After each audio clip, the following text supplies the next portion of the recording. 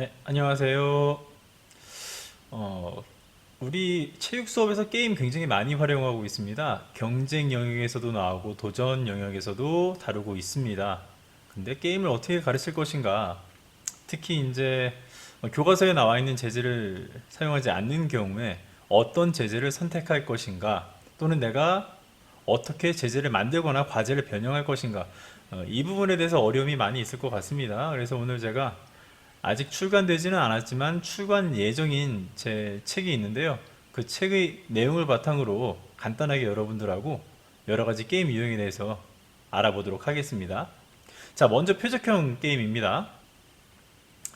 뭐 여러 가지 활동들이 표적형 게임에 포함될 수 있는데요. 뭐 양궁이나 다트, 그리고 플라잉 디스크로 뭐 골프를 한다거나, 뭐 골프도 여기 포함되어 있고요. 당구, 컬링 이런 종목을 우리가 표적형 게임으로 볼 수 있습니다. 근데 우리가 어떤 과제를 고를까, 그리고 어떻게 가르칠까 생각할 때 가장 먼저 생각해 봐야 할 부분은 이 표적형 게임의 1차 규칙입니다. 표적형 게임이 가지고 있는 공통적인 일반적인 속성은 무엇인가에 대한 건데요. 자, 화면 보겠습니다. 표적형 게임의 규칙은 다음과 같습니다. 물체를 움직여서 방해물을 피해 표적의 중심에 가깝게 둔다입니다. 표적을 관통하는 경우도 있고요. 그리고 통과하는 경우도 있습니다. 그리고 어떤 지점에 표적이 중간 지점에 던지는 도구를 딱 멈추게 하는 그런 경우도 있겠죠. 자, 그런데 일부 활동에서는 방해물이 포함되기도 합니다. 예를 들어 당구나 우리가 잘 알고 있는 컬링 같은 경우엔 상대편이 던진 도구가 방해물로 작용되기도 합니다. 자, 컬링 점수 계산하는 거 여러분들 이미 좀 잘 알고 있을 것 같은데요. 화면 먼저 보겠습니다. 자, 지금 이 상황, 엔드가 끝난 상황인데 노랑 팀과 빨강 팀, 돌이 어떻게 위치해 있죠? 노랑 팀의 스톤이 중앙에 좀 더 가깝게 있습니다. 빨간 팀보다 말이죠. 그럼 여기서는 1점을 얻게 되는 거예요. 근데 반면에 이쪽 상황을 볼까요? 자, 빨간 팀의 스톤이 상대 팀보다 3개나 더 원의 중앙에 있습니다. 이런 경우엔 하나, 둘, 셋. 네, 상대편에 가장 가까운 스톤보다 가까이 놓인 모든 스톤의 개수가 점수가 되는 거죠. 네, 이런 식으로 점수 계산이 이루어지기도 합니다. 여러분들이 다양한 방식으로 게임을 운영할 수 있다. 근데 중요한 것은 어떤 도구를 조작해서 표적이 중심에 가까이 둔다. 그리고 여기에 옵션으로 방해물을 포함할 수 있다는 겁니다. 자, 표적형 게임에서 그러면 무엇을 가르쳐야 하는가? 이거 굉장히 중요한데요. 표적형 게임에서는 두 가지의 초점을 둡니다. 첫째로 서두르지 않고 표적을 향해서 도구를 방향과 거리를 조절해서 정확히 투사하는 방법, 이걸 가르쳐야 되고요. 둘째로 자신이 가지고 있는 기술, 뭐 기술적인 한계가 여기 포함되겠죠. 능력의 한계, 그리고 전략적인 상황을 고려해서 행동하게 하는 것. 네, 이 두 가지를 중점으로 두고 가르쳐야 합니다. 그래서 여러분들이 여러 가지 게임들을 할 수 있을 것 같아요. 뭐 공을 굴리는 것도 되겠고, 뭐 플라잉 디스크로 이렇게 빙고 할 수도 있을 것 같습니다. 그리고 여기서 좀 주의할 점이 있는데요. 표적 사용하실 때 일관성이 있게 표적을 제작하는 게 중요합니다. 지금 보면은 네, 이거 보이시나요? 가운데 가장 점수가 높은데 그 이후로 점수가 좀 들쭉을 날쭉이죠. 우리가 교육과정에서 수업 운영할 때 이렇게 운영하시는 건 좀 바람직하지 않습니다. 아무래도 이렇게 들쭉날쭉인 표적 사용하는 게임이 있죠. 어떤 게 있을까요? 네, 다트가 그렇습니다. 근데 우리가 초등학생 수업에서는 좀 일관성 있게 가운데로 가면 갈수록 표적이 중심에 가까울수록 점수를 얻는 구조를 두는 게 좋고요. 그리고 네, 가끔 그런 걸 활용하시는 분들이 계세요. 어, 그 표적의 어떤 부분이 몇 점지 가려놓고 게임을 할 수 있는데 이렇게 랜덤으로 두면은 흥미는 있습니다만 교육과정이 성취 기준과 맞지 않는다라고 볼 수 있을 것 같습니다. 그래서 이런 표적을 사용하지 않는 게 좋다. 즉 표적이 중심에 가까우면 가까울수록 점수를 얻는 구조로 표적을 지정하는 게 이 게임을 제대로 가르치는 방식이다라고 할 수 있다는 겁니다. 자, 그렇다면 우리가 표적형 게임 과제 어떻게 만들어야 될까 간단하게 살펴볼게요. 일단 기본적으로 1차 규칙은 유지해야 됩니다. 물체를 움직여서 방해물을 피해 표적이 중앙에 가깝게 두는 게 목적이고요. 다양한 도구 사용하실 수 있어요. 뭐 공이나 다트, 그리고 뭐 총알, 뭐 화살, 그리고 플라잉 디스크 이런 것들을 여러분들이 활용하면 되겠습니다. 그리고 뭐 장난감 총, 장난감 활, 그리고 뭐 홈통 같은 거 이용할 수 있고요. 막대로 칠 수도 있습니다. 자, 공간적인 특징을 봤을 때는 뭐 규정에 따라서 뭐 표적과 투척하는 사람의 거리를 나름대로 정할 수 있어요. 그리고 점수 획득의 방식은 보통 표적을 관통하게 한다거나 표적에 부딪히게 한다거나 특정 구역에 위치하게 하는 방식 이런 걸 취할 수 있고요. 뭐 던지게 할 수도 있고 찰 수도 있고 굴릴 수도 있고 어떤 도구를 이용해서 쏠 수도 있겠죠. 보통 이 게임에서 방해가 되는 건 거리죠, 거리.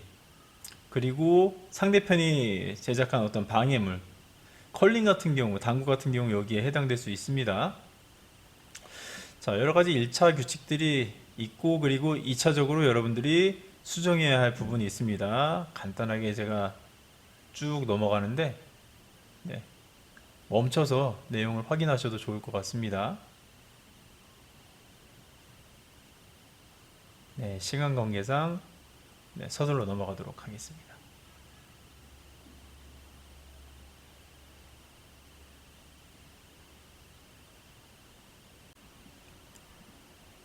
네, 곧바로 이어서 영역형 게임 한번 살펴볼게요. 뭐 여러 가지 영역형 게임들이 있는데요. 실제로 우리가 많이 활용하는 영역형 게임, 뭐 농구도 있고요, 축구, 뭐 핸드볼, 그리고 뉴스포츠 중에 뭐 축구볼, 네, 이런 것들이 영역형 게임에 해당됩니다. 영역형 게임이 무엇인지에 대해서는 뭐 여러분들이 뭐 강의나 이제 인터넷 통해서 쉽게 이해할 수 있을 것 같고요. 자, 가장 중요한 것은 그 1차 규칙을 파악하는 것이라고 했는데요. 영역형 게임의 1차 규칙 화면과 같습니다.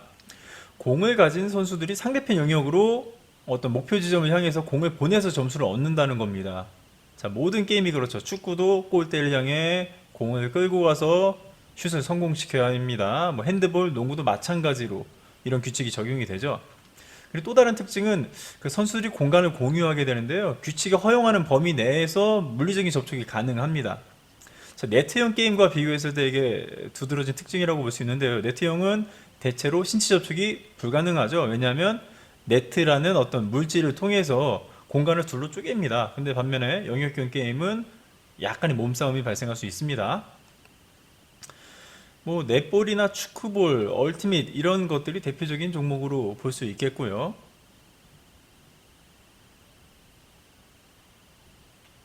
자, 그럼 여기서 무엇을 가르쳐야 하는가?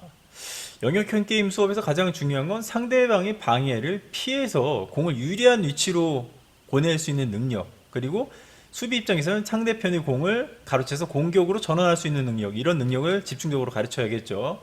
그러니까 과제가 이런 내용을 포함해야 된다는 겁니다. 기본적으로 가르쳐야 할 요소 화면에 나온 이 네 가지인데요. 공격팀의 경우에는 위치를 변화시켜서 유리한 공간을 확보하는 것, 그리고 공을 유리한 공간으로 보내는 것, 이것이 중요하고요. 수비의 경우에는 상대편의 이동이나 공의 조작을 방해하는 것, 그리고 수비하기 유리한 위치를 포착해서 이동하는 것. 자, 이 네 가지를 집중해서 가르칠 수 있어야 됩니다. 그러니까 영역형 게임에 필요한 기능을 가르치는 것도 굉장히 중요하지만 이 수업의 본질, 목적은 네, 이런 네 가지 전략적인 움직임을 이해하게 하는 데 있습니다. 자, 각각의 상황 좀 더 구체적으로 알아보도록 하겠습니다. 자, 공격 상황인데요.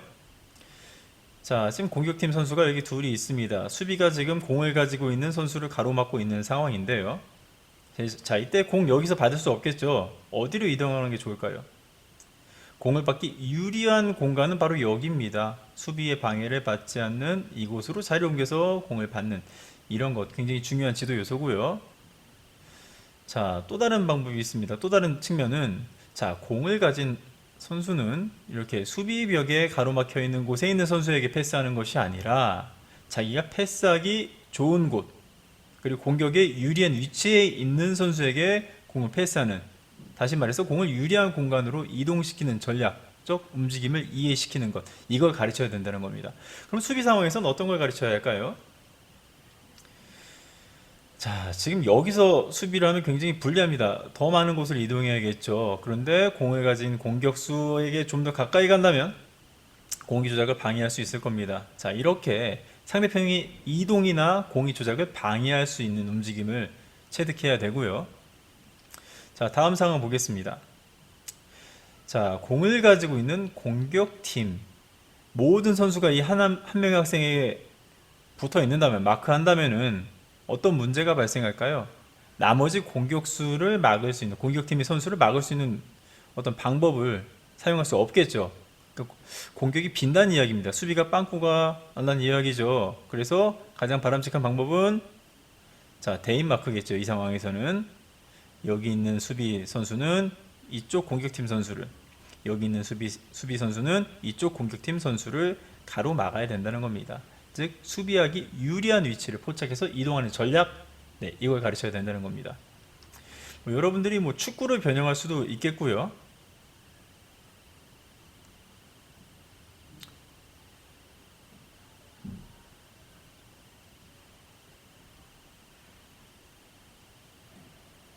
전혀 다른 게임을 만들 수도 있을 겁니다.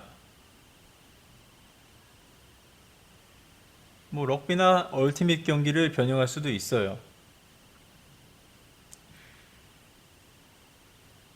하키와 같이 도구를 이용해서 영역형 게임을 즐기게 할 수도 있을 겁니다.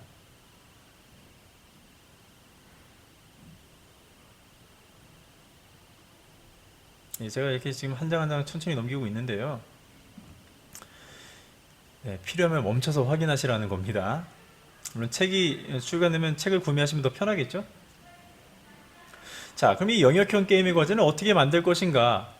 자, 우선적으로 고려해야 될 부분은 이 협력적인 공격과 수비 전략을 충분히 이해할 수 있고 적용할 수 있는 그런 걸 생각해야 되고, 여기서 또 하나 더 중요한 건 기술이 너무 어렵다, 사용되는 기능 수준이 너무나 높은 수준이다 라고 했을 때 학생들이 전략을 배우지 못한다는 겁니다. 그래서 학생들이 운동 능력을 고려해서 게임의 규칙을 조정하는 것 굉장히 중요하다. 자, 그럼 어떤 조건을 바꿀 수 있는가 한번 살펴보겠습니다. 일단 1차 규칙은 유지되어야 된다고 했어요. 근데 도구는 다양하게 사용할 수 있어요. 보통 공을 사용하는데 꼭 둥근 공 말고 럭비공 같은 걸 이용할 수도 있겠습니다. 그리고 공을 조작하는 라켓이 필요한 경우에는 라켓도 추가할 수 있겠죠. 공간은 일반적으로 양 팀이 서로 공유를 합니다. 그리고 행동이 제약이 있는 어떤 구역을 둘 수도 있어요. 대표적인 게 넷볼인데요. 넷볼에 대해서 이따 간단하게 화면으로 보여드리겠습니다. 자, 점수 획득 방식은 보통은 목표 지점에 공을 2개 하거나 통과했을 때 얻게 되고요. 도구를 활용할 수도 있고요. 도구 활용할 때는 손으로 할 수도 있고 발 이용할 수도 있습니다. 그리고 보통 그 점수가 되는 득점, 목표 지점은 선으로 표시될 수도 있고 구조물로 표시될 수도 있겠죠.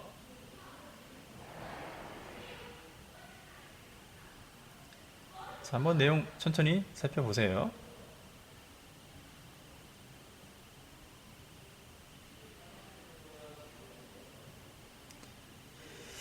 자, 넷볼 보면은 여러분들 이런 경기장을 쓰는데요. 각 포지션별로 사용할 수 있는, 이동할 수 있는 공간이, 그리고 역할이 제약되어 있습니다.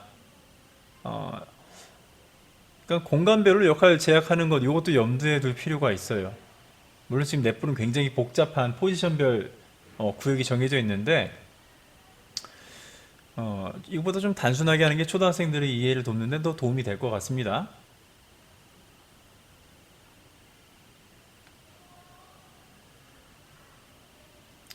자, 이렇게 해서 영역형 게임 같이 살펴봤습니다.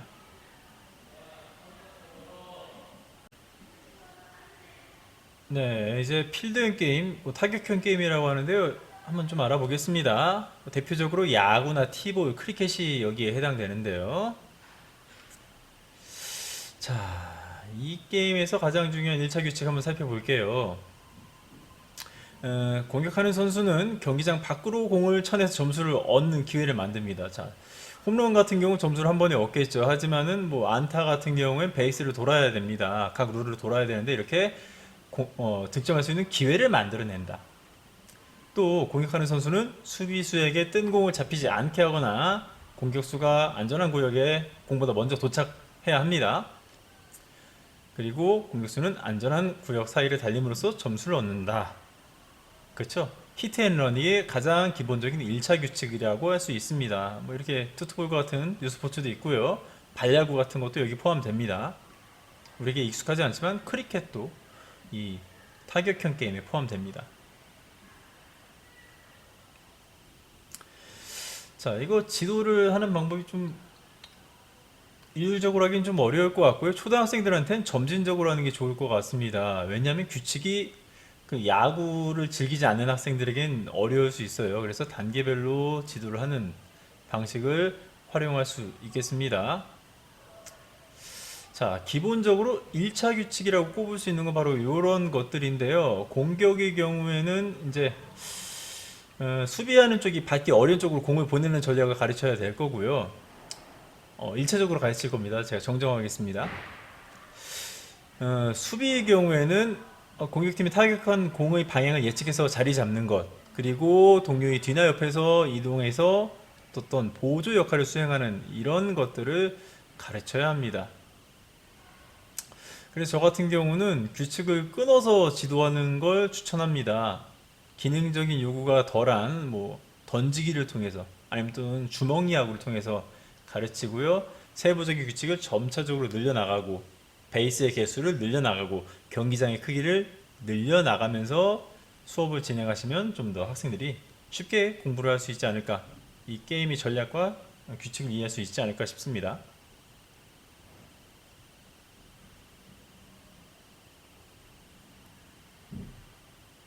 내용 한번 멈춰서 살펴보셔도 되고요. 그냥 앞으로 넘겨도 됩니다.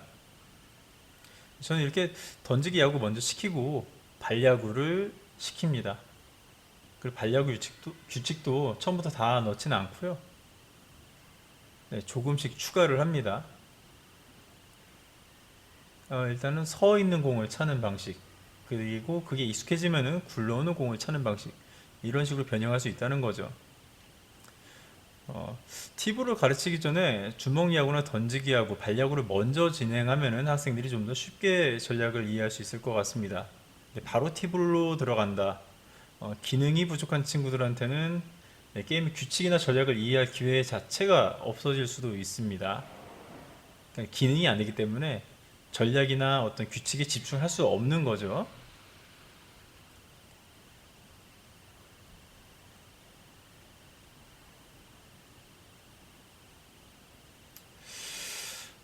그럼 이런 과제를 어떻게 만들 것인가 좀 살펴볼 텐데요. 일단 1차 규칙은 유지해야 됩니다. 점수를 얻는 방식이죠. 사용하는 도구는 좀 다양화시킬 수 있습니다. 뭐 배트 같은 거 이용할 수 있고요. 공을 잡기 위한 도구를 착용하게 할 수도 있습니다. 공간 측면에서는 뭐 수비수는 어떤 공간이든 자유롭게 이동하게 할 수 있습니다. 그리고 공격수는 지정된 경로를 통해서 홈으로 돌아오는 이런 방식을 반드시 포함해야 됩니다. 점수 획득의 경우에는 수비수에게 태그 당하지 않고 지정된 안전한 구역으로 이동해서 홈으로 들어왔을 때, 처음으로 들어왔을 때 점수를 얻는 방식을 취합니다. 그리고 공격 방식은 뭐 손으로 쳐도 되고 던져도 되고 도구로 타격해도 되고 발로 차도 되고 학생들의 수준이나 상황에 맞게 설정하실 수 있을 것 같습니다. 자, 그럼 세부적인 내용은 제가 천천히 한 장씩 넘겨보겠습니다. 적당히 멈춰서 내용 확인하시면 좋겠습니다.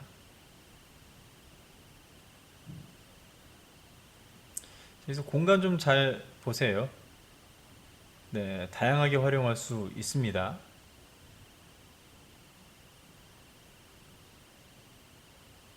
제가 설명드리는 것보다는 멈춰서 내용을 한번 확인해 보시는 게 더 이해가 빠를 것 같습니다. 지금 여기 화면에는 베이스를 2개 두는 걸 설명하고 있는데요. 보통 타격하고 나서 그 1루에 달려들다가 수비수와 공격팀 선수가 부딪혀서 사고 나는 경우가 있어요. 뭐 그런 것들을 대비해서 베이스를 2개 둘 수도 있고요. 그리고 1루에 주로 하는데 실패하는 학생들이 굉장히 많거든요. 그럼 그 학생의 인생에서는 1루가 끝입니다. 그렇기 때문에 1루로 조금 당겨줄 수도 있어요. 그러니까 1루 이후의 어떤 공격 상황에 대한 경험을 시키기 위해서 이런 변형이 가능하다는 겁니다. 지금 크리켓을 제가 참고로 이렇게 뒀는데요. 꼭 그 야구의 그 베이스를 두는 방식, 다이아몬드 또는 그 변형으로 삼각형, 역삼각형으로 두는 방식 이외에도 다양한 방식으로 이 타격형 게임을 개발할 수 있습니다. 그래서 크리켓 내용을 좀 이해하시면 창의적으로 과제를 만드는 데 도움이 될 것 같습니다.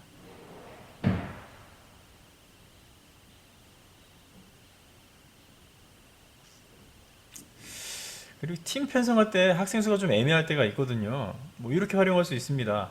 반반 나눠서 두 게임을 동시에 운영하는 방식을 취할 수 있고요. 그도 좀 어정쩡하다. 그럼 이렇게 할 수 있어요. 예를 들어 12명의 경우에 공격팀 A팀을 공격팀으로 두고 4명이 공격하고요. 그 수비수를 확보하는 거죠. 이 필드형 게임에서 수비수의 숫자가 굉장히 중요합니다. 공간이 넓기 때문에 수비가 많아야 되는데요. A팀이 공격할 때는 B와 C팀이 같이 수비를 보고요. 공격 차례가 끝나면 B팀이 공격을 하고 A팀과 C팀이 함께 수비를 합니다. 그러면 C팀 공격할 때에는 A와 B가 연합해서 수비를 하는 거죠. 이런 식으로 연습할 수 있는 어떤 구조를 만들어 두시면은 적은 수의 학생으로도 이 필드형 게임, 타격형 게임을 지도하는데 어려움을 좀 줄일 수 있겠습니다. 네, 다음으로 이어서 네트형 게임 한번 알아보겠습니다. 이 네트형 게임 교사들이 참 좋아하는 영역의 게임입니다. 배드민턴, 그리고 배구, 족구, 그리고 뭐 테니스 하시는 선생님들도 계시죠. 자, 근데 선생님들이 좋아하는 반면에 가르치기는 좀 어렵습니다. 전술적으로는 간단한데 이 기능적으로 굉장히 높은 수준을 요구를 해요. 그래서 변형해서 지도하는 게 좀 더 바람직한 지도 방법이다라고 할 수 있겠는데요. 이 네트형 게임의 1차 규칙은 간단합니다. 그러니까 도구죠. 공을 상대편이 우리 편으로 보내는 것보다 더 많이 상대편 구역으로 보냄으로써 점수를 얻게 됩니다. 그냥 좀 변형해서 설명할 수 있겠는데요. 상대편과 공을 주고받는 가운데 상대편이 실수를 유도하게 됐을 때 점수를 얻는다. 이렇게 정할 수 있겠습니다. 이 네트형 게임 벽형 게임이라고 하는데요. 이 벽이라는 이름을 붙이는 이유, 스쿼시와 같은 그런 종목도 있기 때문에 그렇습니다. 네, 뭐 다양한 종목이 있고요. 그리고 킹볼, 우리가 이게 뻥 치는 거라서 이걸 타격형 또는 필드형으로 보는 분들도 있는데 그건 좀 잘못된 분류고요. 킹볼 역시 네트형 게임의 변형이다. 단지 네트를 사용하지 않고 경기장을 마치 영역형 게임처럼 공유하긴 합니다만 기본적인 전술은 랠리 가운데 상대편이 실수하게 만드는 것. 그래서 이런 1차 규칙에 따라 네트형 게임으로 분류할 수 있겠죠. 요새는 참 경기가 모호한 게임들이 많이 나오고 있습니다. 아까 이야기한 킴볼이 그 대표적인 예라고 할 수 있겠습니다. 자, 그럼 여기서 무엇을 가르쳐야 하는가? 네트형 게임의 핵심은 그 규칙 안에서 공을 받아서 상대편에게 공을 보내는 능력을 기르는 겁니다. 그러니까 랠리죠. 기본적으로 랠리고 리턴하는 이 능력을 길러주는 것이 핵심적인 내용입니다. 그래서 이런 요소들을 포함해서 가르쳐야 됩니다. 공격팀의 경우에는 공간이 가장 넓은 지점으로 공을 보낸다. 그리고 상대편이 수비가 대비하지 못한 방식으로 공을 보낸다. 수비의 경우엔 공받기 좋은 위치를 찾아야 되고 공간을 적절히 나눠 수비를 해야 된다는 겁니다. 자, 이 말이 이해가 좀 안 될 수도 있어요. 근데 그림 보면 또 쉽게 이해가 됩니다. 자, 공격팀 같은 경우에는 상대편이 기대하는 방법과 다른 방식으로 공격하는 거죠. 그래서 내려 찍을 것처럼 해서 수비수를 앞으로 끌어올리면서 그 머리 뒤로 공을 보내는 방식. 네, 이게 하나의 지도 요소라고 볼 수 있고요. 자, 그리고 수비팀이 몰려있으면 어딘가는 굉장히 넓은 구역이 나오겠죠. 공간이 가장 넓은 부위는 바로 그겁니다. 수비들이 가서 막지 못하고 있는 그런 지점을 향해 공을 보내서 점수를 얻는 방법. 네, 이게 지도 요소고요. 자, 수비 상황에서는 자, 상대편이 내려치기면 당연히 네트 앞으로 가야겠죠. 그래서 공을 받기 좋은 위치로 이동하는 것. 자, 그리고 자, B팀 보겠습니다. 수비하면서 공간을 적당히 4명이서 나눠 갖고 있습니다. 한 대 모이면 그곳을 공격 당하게 돼 있죠. 저희 학교가 좀 생활지도가 저희 학교가 안 돼요. 네, 소리가 너무 커서 떠드는 아이 소리가 커서 잠깐 멈췄습니다. 자, 다시 보겠습니다. 한데 몰려 있으면 공간이 많이 빕니다. 그렇기 때문에 단체형의 네트 게임에서는 수비가 적당히 공간을 나누어서 자기 자리를 맡아서 수비를 해야 되겠죠. 이런 것들을 가르쳐야 될 것입니다. 뭐 다양한 게임들이 많이 나와 있고요. 그리고 여러분들이 직접 가르친 학생의 수준에 맞춰서 조정하는 게 바람직합니다. 그리고 바운딩 허용하게 할 수도 있어요. 공 조작이 어렵다면 바운딩을 허용할 수 있겠습니다. 그리고 원래 바운딩 하는 종목의 경우에 바운딩 2번까지 허용해도 될 것 같아요. 수준에 맞게 학생들을 지도하는 게 교사의 센스가 아닐까 합니다.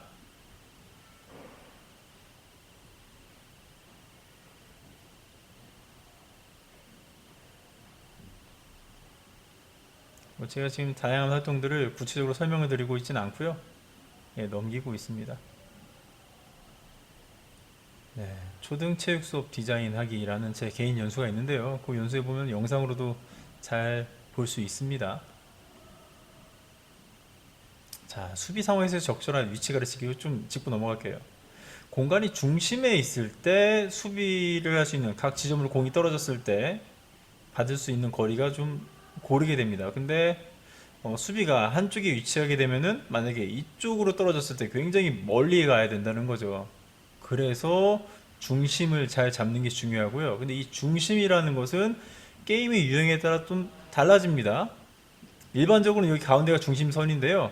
배드민턴처럼 바운딩이 없는 게임 같은 경우엔 정확한 중앙 부위가 중심이라고 볼 수 있겠지만, 테니스나 족구와 같이 바운딩이 있는 게임에서는 뒤편에 중앙에 서는 게 수비를 볼 때 좀 더 유리하다. 이런 점도 여러분들이 지도할 필요가 있습니다. 그리고 과제 개발할 때도 마찬가지로 이런 특성을 고려하셔야겠죠. 자, 제작 원리 한번 살펴보겠습니다. 이 네트형 게임 개발할 때 가장 우선적으로 고려해야 할 점은 서로 다른 편의 학생들이 충분히 공을 주고받을 수 있어야 된다. 그러니까 기능적으로 좀 쉽게 하셔야 된다는 겁니다. 자, 배구 성인들이 좋아하지만 학생들에겐 굉장히 어렵습니다. 50시간을 지도해도 제대로 된 게임을 못할 수도 있어요.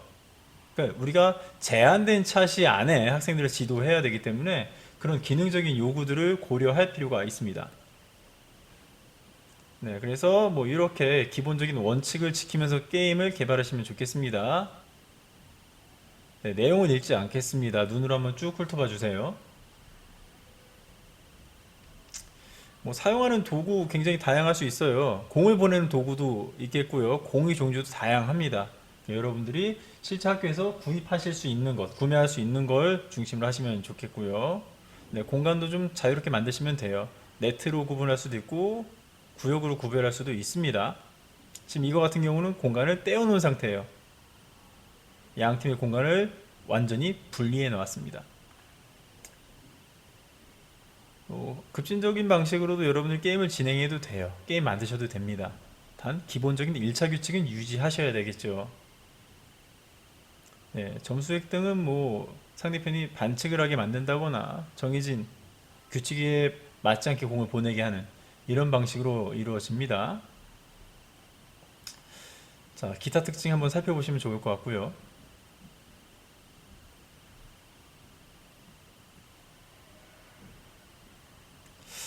네, 어쨌든 이 네트형 게임 기능적으로 높은 수준을 요구하는 종목입니다. 아까 이야기했듯이 전술은 쉽지만 기능적으로는 어렵다.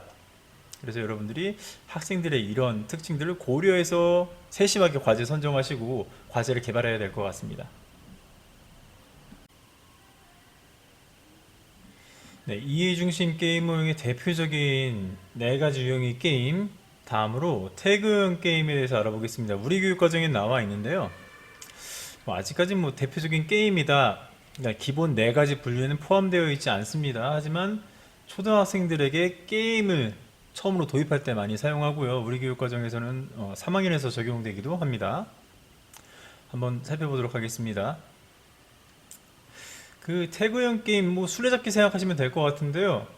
근데 우리가 그 학년에 맞지 않게 태그형 게임을 지도하는 경우가 더러 있습니다.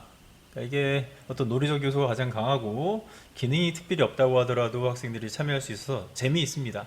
그리고 학생들의 심박수를 굉장히 많이 높일 수도 있어요. 운동량 자체가 많습니다. 하지만 우리가 놀아주기 위해서 체육 수업하는 건 아니죠. 그래서 교육 과정에 맞게 또는 학생의 발달 수준에 맞게 적절히 태그형 게임을 하시는 게 좋을 것 같습니다. 자, 태그형 게임의 1차 규칙은 다음과 같습니다.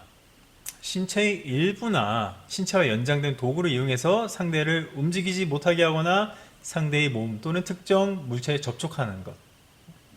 네, 뭐 손으로 채도 되고요. 뭐 몸에 묶어 놓은 끈이나 어떤 도구를 잡아 채도 됩니다. 이런 활동들을 다 태그형 게임이라고 볼 수 있겠는데요. 뭐 술래잡기를 거의 예술의 경지에 올린 그런 활동들도 있습니다. 예를 들어서 세계 술래잡기 대회 또는 카바디 이런 종목들은 거의 스포츠의 반열에 오를 수 있다. 굉장히 높은 수준의 운동 능력을 요구하고 있습니다. 네. 그러면 태그형 게임에서 무엇을 가르쳐야 할까? 태그형 게임 수업에서 가장 중요한 것은 공간 파악 능력입니다. 그리고 공간에 맞게 적절하게 움직이는, 이동하는 능력, 여기에 초점을 두어서 가르치면 되고요. 특히 이제 3학년 학생들을 지도할 때 첫 게임으로 태그형 게임을 포함할 수 있는데요. 규칙이 무엇인지, 경쟁이 무엇인지, 이런 부분들을 몸으로 이해하게 하는데 적합한 신체활동 제재입니다. 뭐 그 이유는 앞서 말씀드린 바와 같이 기능적인 요구 수준이 높지 않기 때문이겠죠. 자, 태그형 게임에서 가르쳐야 할 네 가지 있습니다. 다음의 내용 포함해서 가르치는 게 좋습니다. 첫째로 방향 전환입니다. 능숙하게 방향을 전환하고, 그리고 적절하게 속도도 조절하고, 상대편을 속이기 위한 속임수 동작, 그리고 전후좌우 상황에 대해서 주의를 기울이는 것. 자, 그런데 지금 여기 태그형 게임을 가르칠 때 지도 요소이기도 하지만 모든 스포츠나 모든 게임에서 필요한 요소이기도 합니다. 그래서 태그형 게임을 3학년 때 이 게임을 도입하는 첫 제재로서 활용하는 게 많다는 이야기입니다. 자, 뭐 태그형 게임으로 적합하지 않은 과제들도 많아요. 그러니까 단순히 태그를 한다고 해서 되는 게 아니라 이 태그형 게임을 통해서 가르치려고 하는 그 네 가지를 가르치기에 적합하지 않은 과제, 네, 그런 것들은 우리가 좀 피해야겠습니다. 뭐 술래잡기가 대표적인 활동으로 우리가 태그 게임 제재로 사용할 수 있겠는데요. 뭐 시간 제한 둘 수 있습니다. 그리고 태그한 사람이 명수만큼 점수화할 수도 있겠죠. 이 부분도 차례차례 슬라이드를 넘기겠습니다. 궁금한 내용 있으면 스탑 버튼 누르고 네, 살펴보시면 좋을 것 같아요.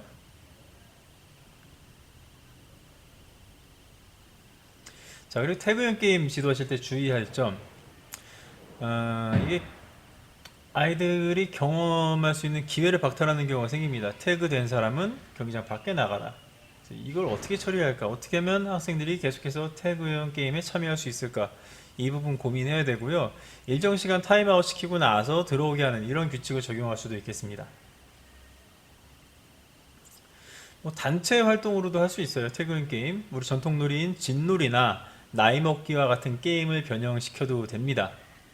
뭐 제가 지금 화면에 제시하고 있는 이 활동은 전통 놀이들을 좀 학생들이 할 수 있는 좀 더 전수적인 방식으로 참여할 수 있는 어떤 걸 변형을 둔 건데요. 내용 한번 차근히 읽어보시면 좋을 것 같습니다.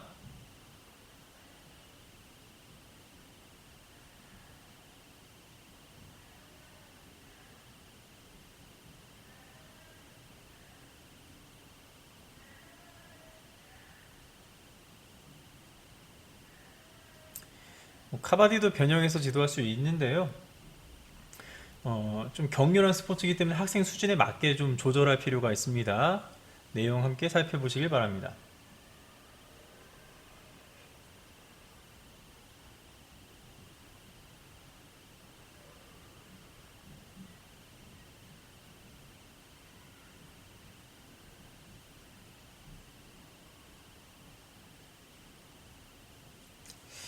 자, 게임은 좀 변형이 필요한데요. 경기장을 달리하면은 달리기 잘하는 학생이 꼭 이기는 이런 상황이 오지 않을 수도 있습니다. 그러니까 달리기 잘하는 사람이 이기는 게임, 그게 태그형 게임은 아니어야겠지요. 중요한 교육 내용은 방향 전환이나 주의 관찰 능력 이런 것들임을 명심하길 바랍니다. 자, 그럼 태그인 게임 어떻게 만들까 한번 살펴볼게요. 일단 기초적으로 가장 먼저 여러분들이 흥미를 떠올릴 겁니다. 운동량, 흥미 이런 거 떠올릴 텐데요. 핵심은 공간 파악, 상황 파악 능력, 그리고 그런 움직임을 탐색하는, 적용해보는 이런 경험을 줄 수 있어야 된다는 겁니다.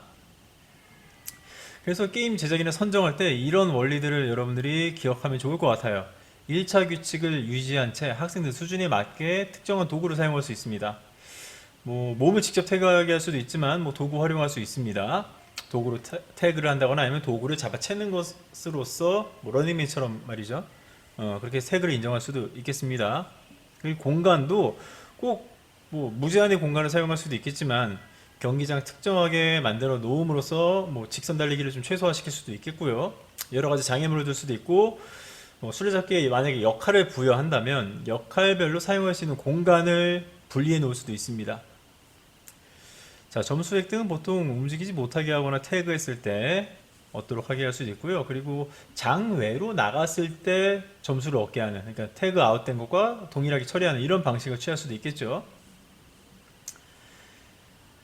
자, 그러면 내용, 구체적인 것들은 여러분들이 멈춤 버튼 이용해서 살펴보길 바랍니다. 한 장씩 넘겨보겠습니다. 다양한 접촉 방식을 사용할 수 있다는 겁니다. 공간도 좀 더 적극적으로, 능동적으로 개발할 수 있어요.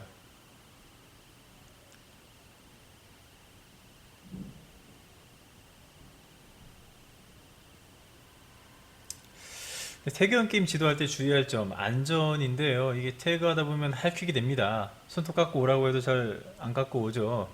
여러 가지로 우리가 방지할 수 있겠는데, 첫째로 어떤 몸통 부위만 태그할 수 있게, 태그할 수 있는 신체 부위를 정하는 방식, 그리고 태그하는 강도를 조절할 수도 있겠고요. 만약에 할퀴는 게 걱정된다면 장갑을 착용하고 게임에 임하게 할 수도 있겠습니다. 그리고 직접적인 신체 접촉을 피하기 위해서 선수건 같은 걸, 빨리찍기 같은 걸 부착해서 떼는 것으로 태그를 대체할 수도 있습니다. 자, 다음으로 투기형 게임에 대해서 간단히 살펴보겠습니다. 자, 우리가 투기도전이라고 해서 2015 개정교육과정에서는 6학년에서 다루고 있어요. 씨름이나 태권도가 전통적인 제재라고 할 수 있는데요. 아마 이거 지도하기가 만만치 않을 겁니다. 저는 개인적으로 투기 종목을 열심히 운동했었는데요. 투기 종목에 익숙하지 않은 분들에게는 좀 가르치기 싫은, 좀 번거로운, 부담스러운 종목일 수 있습니다. 자, 여기에 속해 있는 활동, 씨름, 태권도 말고도 유도, 레슬링, 검도, 펜싱 이런 것들을 포함할 수 있습니다. 근데 우리가 이걸 가르치기는 좀 쉽지 않겠죠. 전통적인 투기 스포츠들 그 기초 기본 기능 배우는데 시간이 굉장히 많이 걸립니다. 근데 우리가 가지고 있는 시간 10차시 또는 아무리 늘려봐야 20차시 정도 될 텐데 겨루기까지 가기가 쉽지가 않아요. 그러니까 게임을 가르치는 본질적인 목적은 게임을 해보게 하는 거죠. 게임에 필요한 기술을 가르치는 게 전부는 아닙니다. 그럼 게임을 해보게 하기 위해서는 거기에 맞게 기능 수준을 조절해서 과제를 제시해야 됩니다. 자, 그러면은 이 투기형 게임, 저는 그 중에서 타격 중심의 활동만 설명을 해드리겠습니다. 태권도, 검도, 펜싱이 여기 포함됩니다.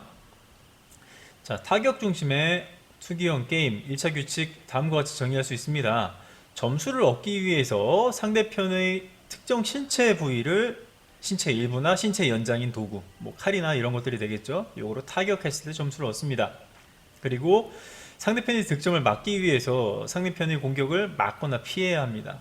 이게 타격 중심의 게임들, 투기형 게임을 규정하는 특징이라고 볼 수 있겠습니다. 자, 여러 가지 종목들이 여기 포함되어 있어요. 태권도, 권투, 검도, 펜싱.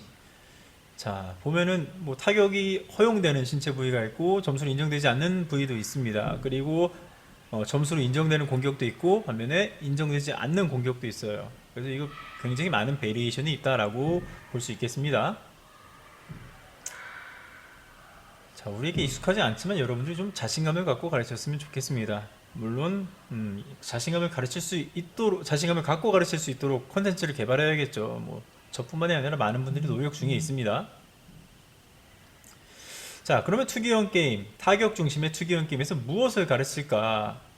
자, 일단 기본적으로 투기형 게임의 본질은 그 멋들어진 동작, 공격과 방어 동작을 하는 게 아니라 실제로 겨루는 겁니다. 상대와 겨루게끔 해야 되고 거기에 맞춰서 과제를 설정해야 됩니다. 그러니까 기존의 전통적인 종목들을 그대로 적용하는 데는 굉장히 큰 무리가 있다는 겁니다. 자, 그래서 우리가 이런 부분들을 좀 가르쳐야겠죠. 첫째로 자신의 득점 부위, 그러니까 맞으면 점수를 잃는 부위 있죠. 그 부위를 보호하면서 상대편의 득점 부위를 타격하는 것. 그리고 속임수 동작을 적절히 이용해서 상대편이 실수하게끔 만드는 것. 그러니까 얼굴을 칠 것 같으면은 얼굴을 맞겠죠. 그때 배를 공격할 수 있겠습니다. 아니면 도망치는 것처럼 기만 전술을 펼치다가 상대방이 허점을 노려서 타격하는 방법. 뭐 요것도 뭐 속임수라고 볼 수 있을 겁니다. 그리고 공격과 방어 상황에서 유리한 높이 거리들이 있어요. 방향도 있고요. 이걸 잘 포착해서 움직여야 되겠죠. 예를 들어서 태권도 같은 경우는 등을 때리는 게 점수에 해당되지 않죠. 근데 몸통이 정면과 측면은 얼굴과 함께 점수 부위가 됩니다. 그러면 이런 부위는 안 맞아주면서 등을 내줄 수도 있어요. 자, 이렇게 유리한 공격 방어 전략, 어떤 움직임이 유리할지 이런 것들을 파악하는 게 중요하다는 겁니다. 자, 지금 뭐 권투 제가 사진 하나 올려놨는데요. 지금 보면은 네, 타격받았을 때 위험한 부분은 가리면서 공격을 시도하고 있죠. 그리고 지금 또 권투 장면인데요. 지금 몸이 엉켜 있습니다. 양쪽 선수 누구도 네, 제대로 공격할 수 없는 위치에 있습니다. 그러니까 우리가 여기서 가르쳐야 될 포인트가 뭐냐? 거리, 높이, 방향을 학생들이 선택해서 움직일 수 있게 하는 겁니다. 거리가 멀면 서로 공격을 할 수가 없어요. 높이가 달라도 상대편을 공격해낼 수 없습니다. 예를 들어서 얼굴을 공격하려고 할 때 몸을 웅크리거나 다리를 구부려서 상체를 낮추면 피할 수 있겠죠. 방향으로서 피할 수도 있습니다. 휘두르는 공격이 아니라 뻗어서 점으로 찍어내는 공격의 경우에는 측면으로 이동하면서 피할 수 있습니다. 그리고 측면으로 이동하면서 상대편의 빈 곳을 공격할 수도 있겠죠. 자, 뭐 우리가 복잡하게 생각하지 말고 단순하게 즐기면서 레크레이션 성향의 활동들로도 이런 요소들을 가르칠 수 있습니다. 한 장씩 넘길 테니까요. 적당히 멈춤 버튼으로 내용 살펴보길 바랍니다.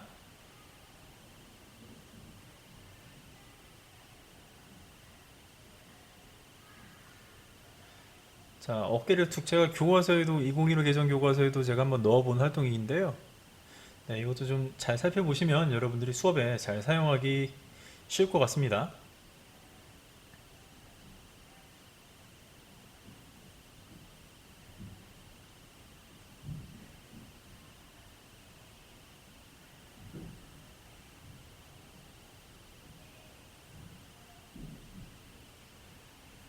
그리고 예, 아쿠아스틱이라고 하죠. 그 수영장에서 쓰는데 수영장에서 쓰는 거 말고 좀 단단하게 나와 있는 그런 도구들도 있어요. 이런 거로도 겨루기를 할 수 있습니다.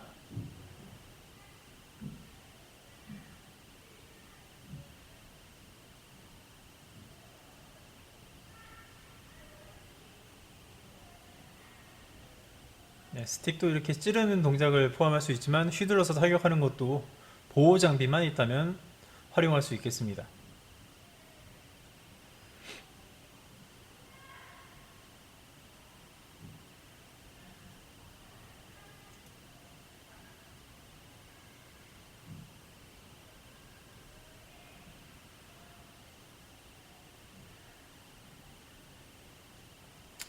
자, 그러면 이 투기형 과제 어떻게 만들 것인가? 우리 개발할 때 그 짧은 거리에서 빈번하게 공격을 그리고 방어 기술을 주고받는 이런 경험을 많이 할 수 있게 하는 게 좋습니다.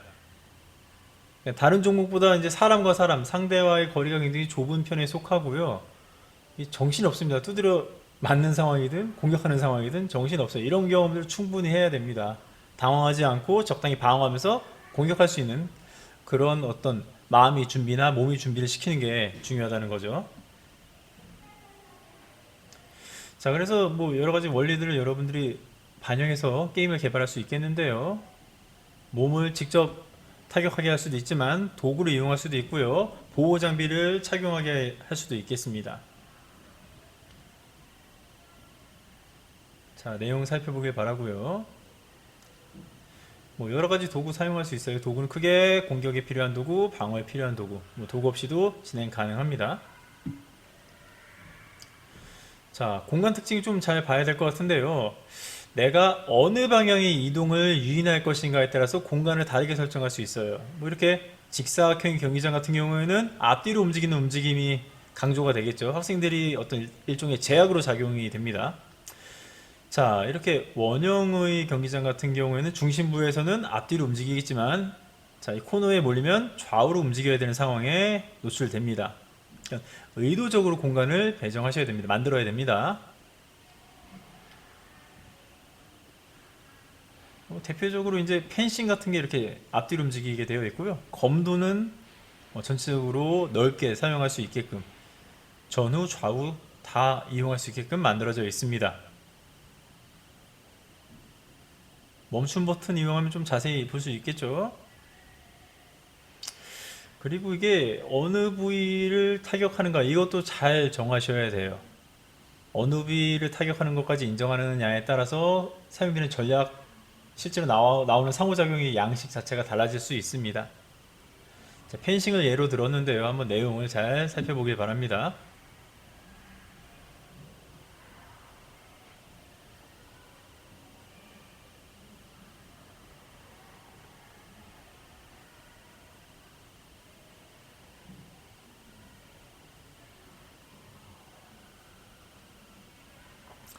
자, 이렇게 해서 제가 뭐 아직 뭐 출간이 된 책은 아니지만 출간 예정인 책을 바탕으로 여러 가지 게임을 정말 속성으로 알아봤어요. 그러니까 말로 다 설명하기도 좀 어렵고 해서 그냥 슬라이드만 넘기기도 했습니다. PDF 파일을 넘기기만 했는데요. 여러분들이 궁금해하는 내용들 그리고 좀 더 자세히 알아야 될 것 같은 것들은 좀 그때그때 멈춤 누르셔가지고 내용을 확인하시면 좋을 것 같습니다. 그 게임을 잘 하는 것도 교사의 어떤 능력이라고 볼 수 있지만 어떤 게임을 학생들에게 제공할 것인가 그리고 기존에 있는 자료를 어떻게 변형해서 학생들에게 제시할 것인가 이런 능력 굉장히 중요합니다. 만들어낼 수 있는 능력이나 선별할 수 있는 능력 또는 수정할 수 있는 능력 자, 이런 게 굉장히 중요해요. 그 이해 중심 게임 수업의 대가들이 이런 이야기를 합니다. 과제가 곧 수업이다. 또는 과제가 곧 교사다. 그만큼 어떤 제재를 고르냐가 굉장히 중요하고요. 저는 여러분들이 좀 어떤 성취 기준 또는 게임의 본 목적에 맞는 제재를 고르거나 게임을 개발해서 사용하셨으면 좋겠습니다. 네, 지금 속성으로 끊어서 여러 가지 게임들을 말씀드렸는데요. 아무쪼록 도움이 되었길 바랍니다. 여기서 영상 마칩니다. 감사합니다.